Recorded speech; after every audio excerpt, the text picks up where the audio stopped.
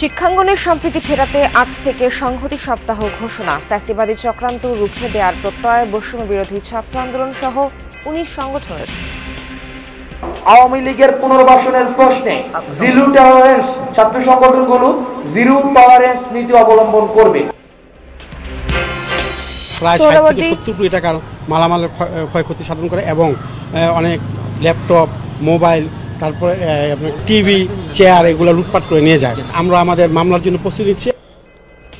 সোহরাওয়ার্দী নজরুল কলেজের শিক্ষার্থীদের হামলায় ধ্বংসস্তূপ মাহবুব মোল্লা কলেজ। উস্কানিতে পা না দিয়ে হানাহানি বন্ধের আহ্বান দুই উপদেষ্টার। বিগত ফ্যাসিস্ট সরকার তারা তো নানাভাবে অপপ্রচার চালিয়ে যাচ্ছে। আমাদেরকে অনেক বেশি এইসব ঘটনায় ব্যস্ত রাখার জন্য সারা দেশের অ্যাটেনশন এইদিকে নিয়ে যাওয়ার চেষ্টা করা হচ্ছে কিনা এটা আমাদের কাছে সন্দেহ হচ্ছে। চট্টগ্রাম সিটি কর্পোরেশনের ৪১টি ওয়ার্ডে নাগরিক সেবা বিঘ্নিত। জন্ম নিবন্ধন থেকে যে কোনো সনদপত্র পেতেই ঘুরতে হচ্ছে দিনের পর দিন। বেশিরভাগ হয়রানি হচ্ছে। আজকে আসতেছি, কালকে আসতেছি, এক সপ্তাহ পর আসে, বলে যে হয়ে যাবে, আজকে করে দিব, কালকে করে দিব, ১.৫ মাস ২ মাস। আমার বলি না, সবারই।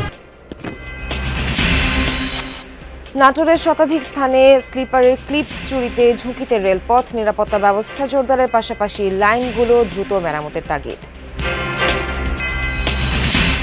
বিলুপ্তির ঝুঁকিতে থাকা মাল পাহাড়িয়া ভাষা সংরক্ষণের উদ্যোগ। বিশ্বের ২৯৫তম কিবোর্ড হিসেবে ডিজিটাল হরফ ও কিবোর্ডের উদ্বোধন।